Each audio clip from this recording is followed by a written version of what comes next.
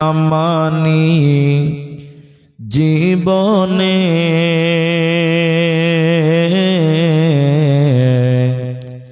কি হবে মৃত্যুর পরে। যদি কোরআন হাদিস না মানি জীবনে কি হবে মৃত্যুর পরে। কি হবে মতের পরে।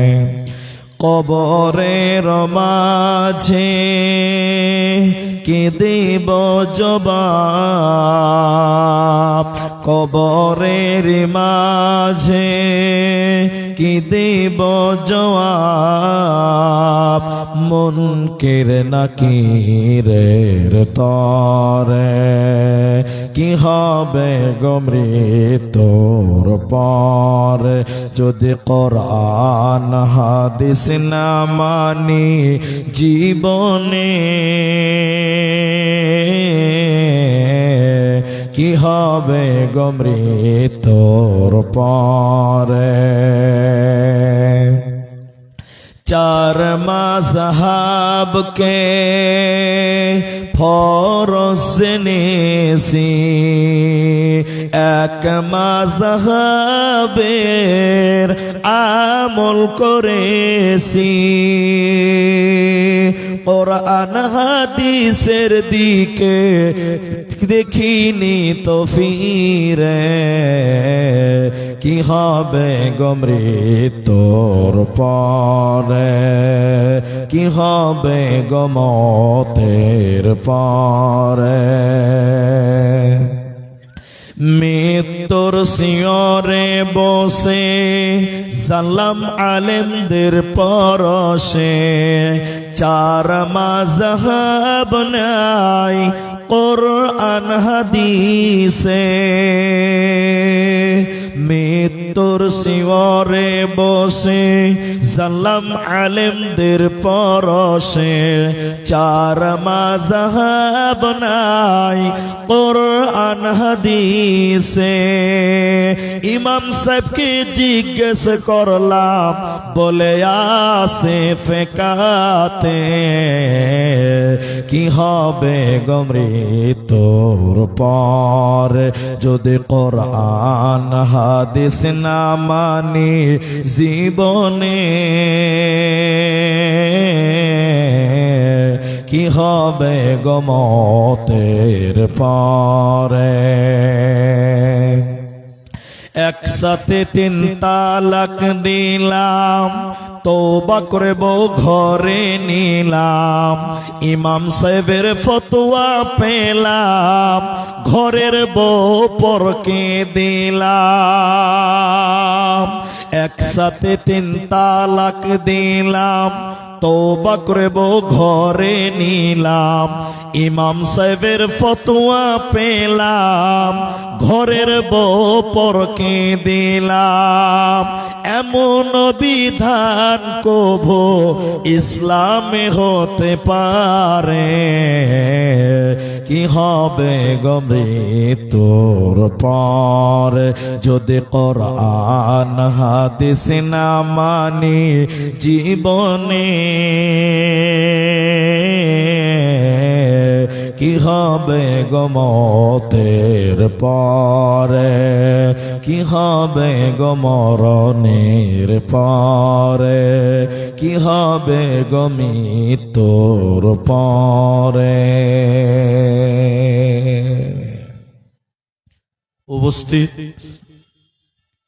চলমান সভার যোগ্যতম উস্তাজ তুল্য আজকের সভার সভাপতি, স্টেজে ওলামায়ে কেরাম, অতিথিবৃন্দ, আমার সামনে বসে থাকা দিনদার ইমানদার মুমিন ভাই সকল, মুরব্বিয়ানি কেরাম, দিনের সৈনিক যুবক বন্ধুগণ, স্নেহের কচি কাঁচা, পর্দার অন্তরালে বসে থাকা মুমিনা সলেহা মা ও বোনেরা,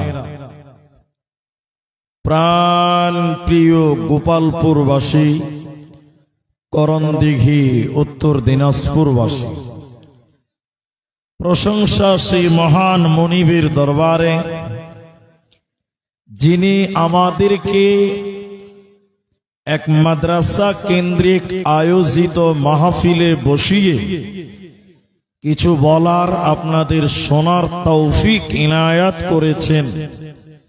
সেই মহান মনিবের দরবারে শুকরিয়া জ্ঞাপন করি।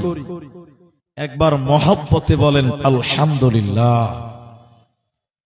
দরুদ ও সালাম বর্ষিত হোক শেরকারে কায়নাত তাজদারে মাদানী নবী কুল শিরোমণি ইমামুল আম্বিয়া নবী মক্কি নবী মাদানী নবী আহমদ নবী মুহাম্মদুর রাসূলুল্লাহ, সবাই বলেন সাল্লাল্লাহু আলাইহি ওয়াসাল্লাম। মোহতারাম ভাই ও দোস্ত, আমি কোরআনুল কারীম সূরা বাকারা সূরা নাম্বার 2 পারা নাম্বার 2 রুকু নাম্বার 22 আয়াত নাম্বার 177 তেলাওয়াত করেছি। কোরআনুল কারীম 30 নাম্বার পারা 104 নাম্বার সূরা সূরা হুমাযা থেকে দুটি আয়াতের টুকরো তেলাওয়াত করেছি, আর হাদিসে নববী থেকে দুটি হাদিসের টুকরো পাঠ করেছি। আমি আপনাদের সামনে উল্লেখিত আয়াত এবং হাদিসকে কেন্দ্রবিন্দুর মধ্যে রেখে কিছু কথা বলবো, যদি আল্লাহ তৌফিক দেন তো। আলাইহি তাওয়াক্কালতু ওয়া ইলাইহি উনীব। আমি গত 3 দিন আগে আপনাদের করণদিঘিতে সাবধান এলাকায় রমজান এবং তার গুরুত্ব এ ব্যাপারে আলোচনা করেছি। আমি আপনাদের সামনে যে আয়াতগুলো তেলাওয়াত করেছি সে আয়াতগুলোকে সামনে রেখে আমি একটি বিষয়ের উপরেই কিছু কথা বলবো, যদি আল্লাহ তৌফিক দেন তো ইনশাআল্লাহ। আপনাদের কাছে একটাই রিকোয়েস্ট করছি যে আপনারা আমি জিজ্ঞাসা করলে মুখটা খুলবেন, তাহলে বুঝাতে পারবো। সামনে রমাদান মাস, দেখবেন ইনশাআল্লাহ নামাজির সংখ্যা বাড়বে, ইনশাআল্লাহ বাড়বে। এরা রমাদান মাসে নামাজ পড়ে আপনাকে আমাকে বুঝাতে চায় যে আমি জান্নাতে যাবই যাব। দেখবেন আমরা যারা 5 ওয়াক্তের নামাজ পড়ি 12 মাস, তারাবির টাইমে প্রথম রোজার দিন সামনের কাতারে জায়গা পাবেন না। ঠিক বলছি তো? যারা 11 মাস মসজিদ চিনে না, পশ্চিম চিনে না, ওরাই দেখবেন ইমাম সাহেবের জায়গাটাও দখল করতে চাইবে, মানে এত আল্লাহওয়ালা হবে। আমি তাদেরকে অপমান করছি এ কথা নয়, এই রকমের যত নামাজি আছে, কিছু লোক দেখবেন শুধু ঈদের নামাজ পড়ে, বাকি আর কোন নামাজই পড়ে না, আছে না? জুমার নামাজও পড়ে না, এরকম নাই? আছে জি, আছে। কিছু লোক দেখবেন খালি জানাজার নামাজ পড়ে, বাকি আর কোন নামাজ পড়ে না। যেখানেই লোক মারা যায় জানাজা পড়ে, কিন্তু 5 ওয়াক্তের নামাজ বলেন পড়ে না। আমি বাস্তবেই বলছি, একটা গ্রামে জানাজা হবে আসরের নামাজের পর, এলান হয়েছে। এবার আমরা নামাজি মানুষ যারা আসরের নামাজ পড়তে গেছি, আসরে জামাতে নামাজ পড়ে এসে কবরস্থানে দেখি যে 2 কাতার আগে থেকে দাঁড়িয়ে আছে, ওরা নামাজই পড়ে না। ওরা নামাজ বলেন পড়েন।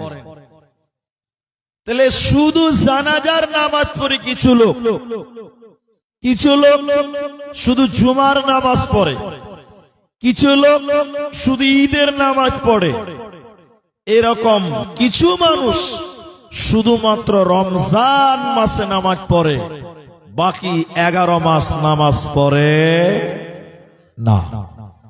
এবার আপনাদেরকে বলছি, আপনারা বলেন, এই রকম নামাজ পড়ে আল্লাহর জান্নাতের আশা করা যাবে?